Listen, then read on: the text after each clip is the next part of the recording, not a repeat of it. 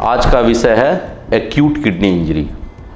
Kidney की जो बीमारियां होती हैं वो जनरली दो तरह की होती हैं। एक होती है एक्यूट किडनी इंजरी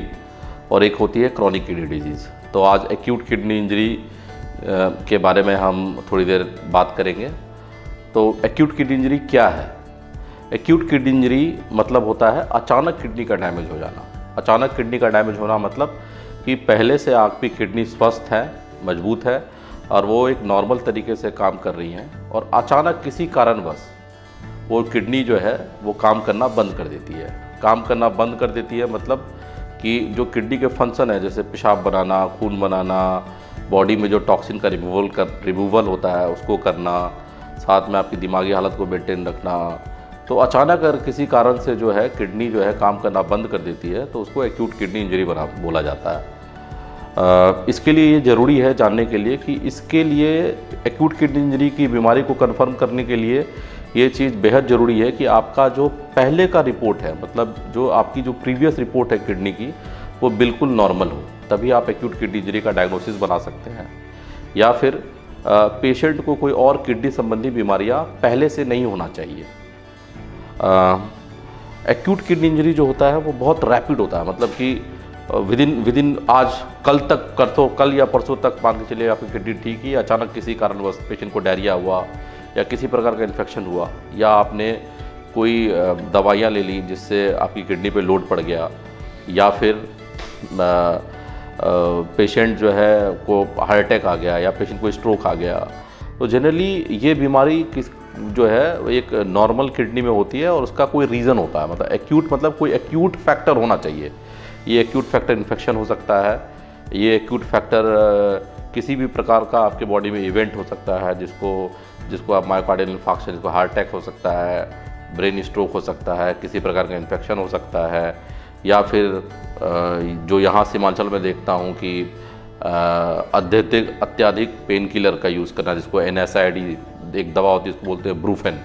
जो लोग ओवर द काउंटर ले सकते हैं। या फिर ऑपरेशन के पश्चात, अगर कोई ऑपरेशन हुआ उसके पश्चात मान लीजिए ब्लीडिंग ज़्यादा हो गई, या फिर ऑपरेशन के दौरान पेशेंट का BP लंबे समय तक लो रहा, तो इन सब कारणों से जो है आपकी किडनी अचानक बैठ जाती है। तो इसको मेडिकल भाषा में हम लोग एक्यूट किडनी इंजरी मतलब अचानक किडनी का फेल होना बोलते हैं। दूसरा जो बात होता है कि आप एक्यूट किडनी इंजरी का डायग्नोसिस कैसे करें, मतलब आप कैसे पहचानेंगे कि ये एक्यूट किडनी इंजरी है, लोग कैसे समझें कि आपको एक्यूट किडनी इंजरी हुआ है या फिर क्रॉनिक किडनी डिजीज़ हुआ है। तो इसके डायग्नोसिस के लिए बेहतर होगा कि आप एक अपने नियरेस्ट नेफ्रोलॉजिस्ट यानी किडनी रोग विशेषज्ञ से संपर्क करें, क्योंकि मैं देखता हूं कि यहाँ पे मोस्ट ऑफ द टाइम एक कन्फ्यूजन बना रहता है कि ये एक्यूट किडनी इंजरी है और most of the time acute kidney injury को भी गलत तरीके से या फिर लेबल कर दिया जाता है कि ये डैमेज परमानेंट है, जिसको बोलते हैं क्रॉनिक किडनी डिजीज़। तो इसकी स्पष्ट जानकारी होने के लिए या फिर इसको एक्यूट डायग्नोसिस, सटीक डायग्नोसिस के लिए आपको एक अपने नियरेस्ट नेफ्रोलॉजिस्ट या फिर फिजिशियन से मिलना ज़रूरी है। तभी आप उसका एक डायग्नोसिस जो है एक स्पेशलिस्ट के गाइडेंस में आप सही टाइमली डायग्नोसिस और सही तरीके से कर सकते हैं। इसके डायग्नोसिस के लिए बताया कि आपकी पहले की किडनी की रिपोर्ट, मतलब आप जिस दिन आ रहे हैं उसके लगभग 10 दिन, 15 दिन, 1 महीने, 2 महीने या 3 महीने पहले की कोई भी किडनी की रिपोर्ट जो है वो नॉर्मल होनी चाहिए, और ताकि ये समझ में आ जाए कि जो डैमेज है अचानक हुआ है या फिर पुराना हुआ है। तो आपको जो टेस्ट करना है इसमें अगेन वही बताया कि यूरिया, क्रिएटिनिन, सोडियम, पोटेशियम, एक अल्ट्रासाउंड का टेस्ट करना है। और हमेशा हम डॉक्टर को पता करने की कोशिश करनी होती है कि ये एक्यूट किडनी इंजरी हुआ क्यों। जनरली एक्यूट किडनी इंजरी में किसी भी प्रकार का आपको एक्यूट फैक्टर मिलना चाहिए, कोई इन्फेक्शन मिलना चाहिए, कोई इवेंट मिलना चाहिए, दवा का ओवरडोज मिलना चाहिए, या फिर किडनी में कुछ बीमारियां होती है जिसको बोलते हैं वैस्कुलाइटिस, एंटी-GBM डिजीज़, SLE, ये सब बीमारियां होती हैं जो भी कभी कभार एक्यूट किडनी इंजरी करवा देती हैं। दवाइयाँ जो है इस एरिया में रैम्पेंट है, लोग ओवर द काउंटर ले लेते हैं दवा, और ये दवाइयाँ आपकी किडनी के लिए घातक हो सकती है, तो वो भी एक्यूट किडनी इंजरी करवाती हैं। तो अब ये है कि जब आपको एक्यूट किडनी इंजरी हो गया तो आपको कौन कौन सी जांचें करनी है। तो बताया कि किडनी फंक्शन टेस्ट के साथ आपकी प्रीवियस जांच के साथ आपको रिपोर्ट कंपेयर करके देखना है, ये पहले किडनी ठीक थी, अभी किडनी ख़राब हो गई।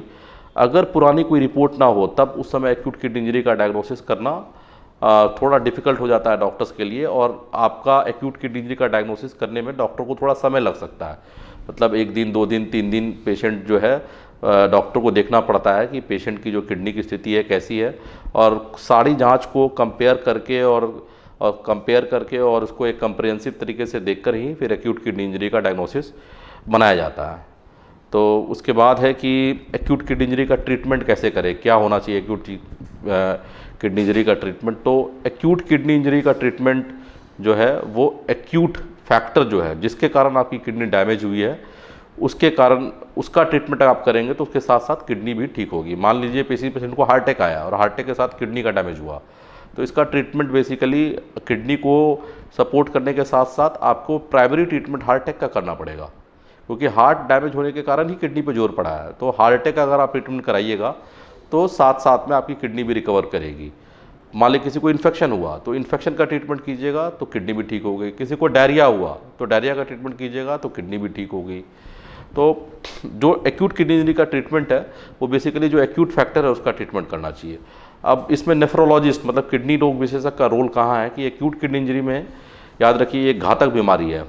किसी भी एक्यूट किडनी इंजरी में पेशेंट के मरने के चांस 50% से ज़्यादा हो जाते हैं। तो एक्यूट किडनी इंजरी का जब भी ट्रीटमेंट हो रहा हो तो आप एक अपने नज़दीकी नेफ्रोलॉजिस्ट या फिर किडनी रोग विशेषज्ञ के अधीन ही करें, और ख्याल रखें कि एक्यूट किडनी इंजरी का जब ट्रीटमेंट हो रहा है तो उस दौरान ये होता है कि जब एक बार किडनी बैठता है या फिर किडनी काम करना बंद करता है तो उसको जो रिकवर, जिसको मेडिकल भाषा में बोलते हैं एटीएन हो गया, तो उसको रिकवर होने में एक लंबा समय लग जाता है। लंबा समय मतलब कि कम से कम 1 से 1.5 महीने तक का समय एक्यूट किडनी इंजरी में लग सकता है, वो भी आपके प्राइमरी ट्रीटमेंट जो आपका प्राइमरी कारण है उसको ट्रीट करने के बाद। इस दौरान डेली जो है आपकी किडनी की जांच होनी चाहिए और देखना चाहिए कि बॉडी में जहर की मात्रा जो है वो बढ़ तो नहीं रही है। अगर बॉडी में जहर की मात्रा बढ़ रही है और वो जहर जो है आपके बॉडी को नुकसान पहुंचा सकता है या फिर नेफ्रोलॉजिस्ट को लगा कि वो जो जहर है वो बॉडी के लिए जानलेवा हो सकता है, तो एक्यूट किडनी इंजरी में जिसको डायलिसिस बोलते हैं, डायलिसिस की आवश्यकता पड़ सकती है। ये आपके नेफ्रोलॉजिस्ट ही डिसाइड करेंगे डिपेंडिंग अपॉन आपके बॉडी का जो है सीरम यूरिया क्रिएटिन जहर का लेवल का रिपोर्ट क्या है और पेशेंट को कितना पेशाब आ रहा है। एक बात का ख्याल रखेंगे, एक्यूट किडनी इंजरी में जो डायलिसिस होती है वो परमानेंट डायलिसिस नहीं है, वो ट्रांजिएंट डायलिसिस है। जब तक आपकी प्राइमरी बीमारी रिकवर नहीं करती तब तक आपको डायलिसिस की आवश्यकता पड़ सकती है, और ये डायलिसिस की आवश्यकता जो है पेशेंट के कंडीशन के आधार पर डिपेंड करती है। पेशेंट अगर की रिकवरी फास्ट हुई तो डायलिसिस जो है मतलब कम डायलिसिस में ही पेशेंट रिकवर कर जाता है, लेकिन अगर बीमारी बहुत गंभीर है जिसके कारण किडनी डैमेज हुआ है तो डायलिसिस की आवश्यकता लंबे समय तक भी पड़ सकती है। ये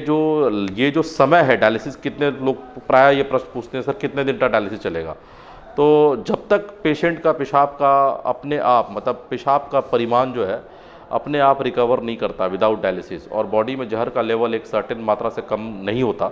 तब तक मरीज को डायलिसिस की आवश्यकता पड़ती है। तो एक्यूट किडनी इंजरी में मेरा यही अनुरोध है कि आप जो है डायलिसिस